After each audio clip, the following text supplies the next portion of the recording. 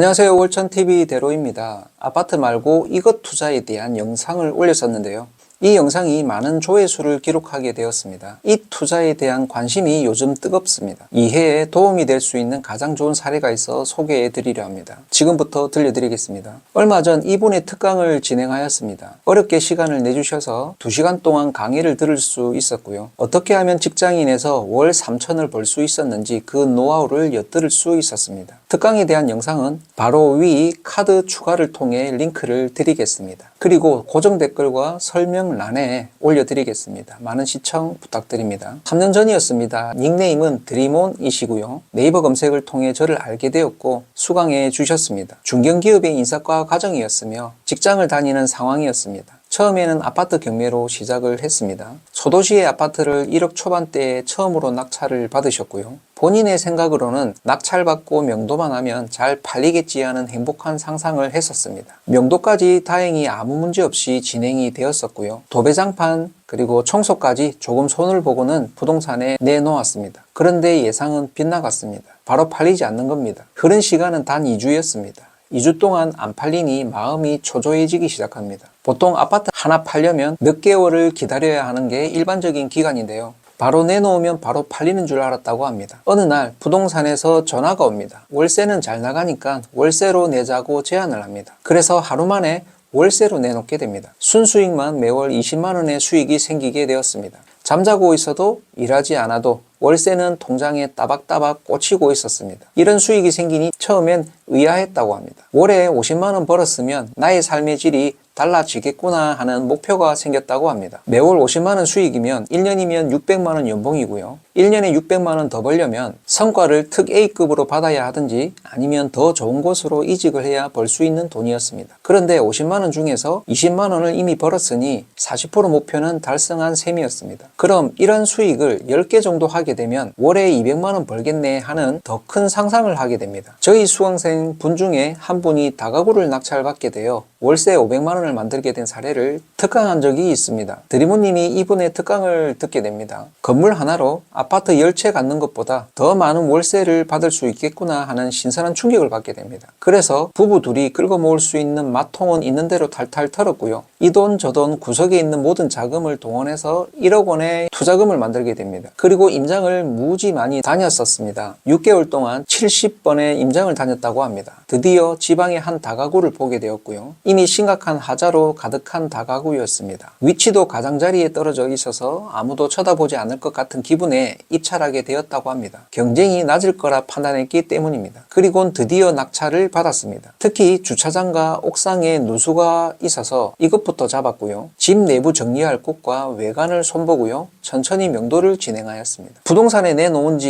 2개월 만에 만시를 채우게 됩니다. 이곳의 방 개수가 무려 19개나 되는 다가구였습니다. 전략은 가격을 싸게 낙찰받았으니 조금 낮게 월세를 내었습니다. 그래서 예상외로 빨리 만시를 채울 수 있었고요. 그럼 여기서 나오는 월세가 얼마냐? 매월 600만 원 넘는 금액이 통장에 꽂히더랍니다. 처음에 목표는 아파트 10채 가지면 매월 200만 원 벌 수 있을 거란 생각을 가졌었는데요. 다가구 하나에 600만 원 넘는 월세를 받으니 처음에는 기쁜 줄도 모르고 기분이 묘했다고 합니다. 마침 이때 회사의 사정이 좋지 않아서 구조조정 들어갈 때였습니다. 드리모님은 인사과 과정이었습니다. 그럼 구조조정을 실행하는 입장이 되는 셈이죠. 뼈아픈 고통을 사람들에게 행하는 게 스트레스였습니다. 그래서 육아휴직을 냅니다. 그리고는 다가구 하나에서 멈추지 않고 두 번째 다가구를 위해 준비를 하게 됩니다. 통장에 돈은 없었지만 월세를 받아서 쓰지 않고 차곡차곡 모았고요. 그랬더니 월세가 두둑히 쌓이더랍니다. 다가구 보증금과 합했더니 두 번째 다가구를 도전할 수 있는 종자금이 마련이 됩니다. 그래서 두 번째 다가구를 낙찰받았고요. 똑같은 원리와 기간으로 세 번째 다가구를 차례대로 받게 됩니다. 두 번째 다가구에서도 600만 원 넘는 월세를 만들었고 최근에 받은 세 번째도 600만 원이 넘는 월세가 될 것으로 예상하고 있습니다. 최근에 받은 다가구는 명도를 거의 며칠 만에 해결했습니다. 부동산에 내놓은 지 한 달도 안 되는 기간에 가동률 60%를 만들고 나머지 40%를 채우는 중입니다. 이것만 해도 월세가 총 1,800만 원이 됩니다. 또 상가로 낙찰받은 물건은 공유 오피스로 세팅해서 공유 오피스 2호점까지 운영 중이며 토탈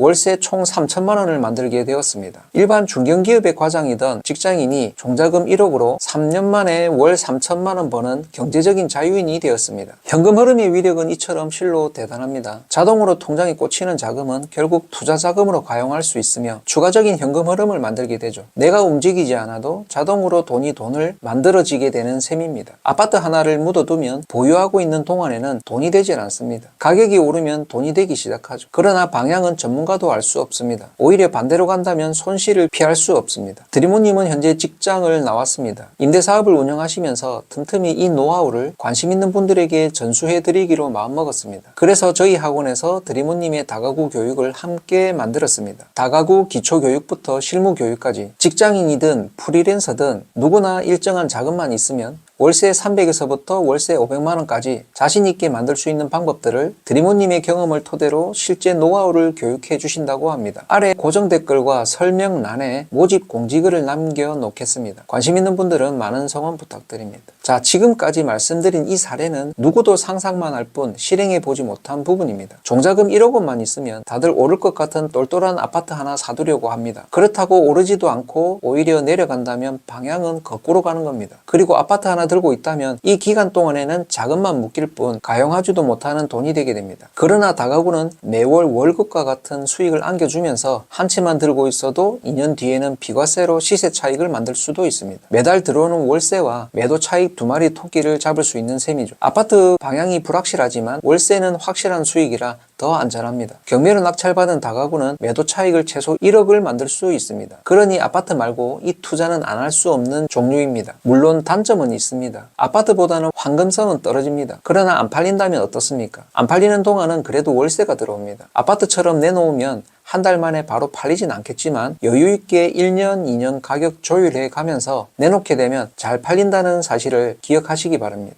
이 같은 사실은 주변의 다가구 건물을 국토부 실거래를 통해 거래량만 확인해 보시면 알 수 있습니다. 안 팔리는 다가구는 월세 수익 대비 매도 가격이 높아서 그렇습니다. 항상 주인들이 내놓는 높은 호가 가격이 문제입니다. 요즘 다가구에 대한 인기가 높은 만큼 틈새 있는 물건 고르는 방법은 무엇이 있는지, 입찰가 산정하는 방법부터 명도하는 방법, 임차인 관리하는 방법까지 다가구 기초반, 다초반에서 확인해 보시기 바랍니다.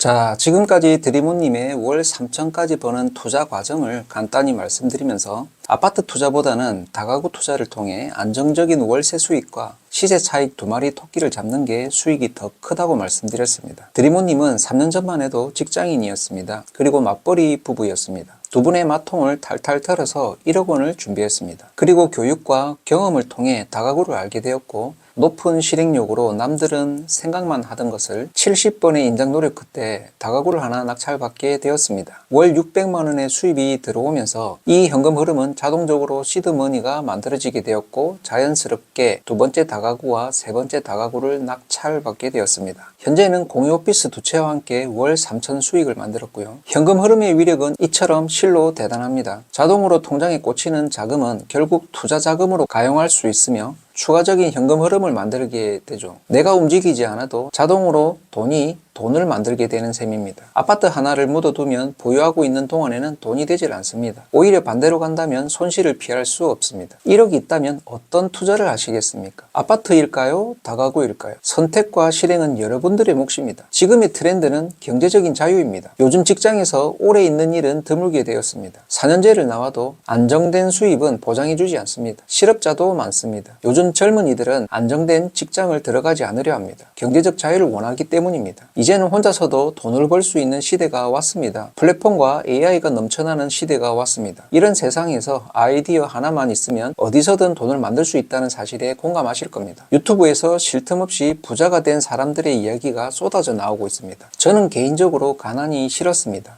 그렇다고 가난했던 건 아닙니다. 어머니께서는 모질하지 않게 용돈을 주시곤 했었습니다. 그러나 하고 싶은 건 하지 못하는 환경이었습니다. 돈에 대한 갈증이 어릴 때부터 만들어져 왔으며 기계공학을 전공했던 저는 주식 투자를 통해 증권회사도 취직해서 다녔었습니다. 부자는 말로만 한다고 되는 건 절대 아닙니다. 꿈만 꾼다고 현실은 인정해 주지 않습니다. 부자, 경제적인 자유를 원하신다면 지금 가지고 있는 가용 자원에서 최대한 현금 흐름을 만드십시오. 그러면 자유시간이 생길 겁니다. 자유시간에는 또 다른 경제적 가치를 발굴하고 만드십시오. 그럼 가용 자원은 가만히 있지 않습니다. 커지고 커지게 됩니다. 노력과 실행하는 자에게만 주는 선물입니다. 오늘 영상은 여기까지입니다.